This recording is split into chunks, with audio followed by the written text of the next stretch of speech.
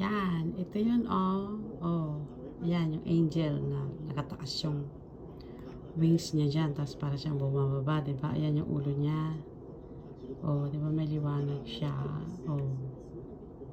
Tapos pag ano yan, pag binaliktad mo yan, ayan siya, oh. Oh, diba? Kikita mo yan? Parang ano, parang si Mama Mary na nagpe-pray. O, diba?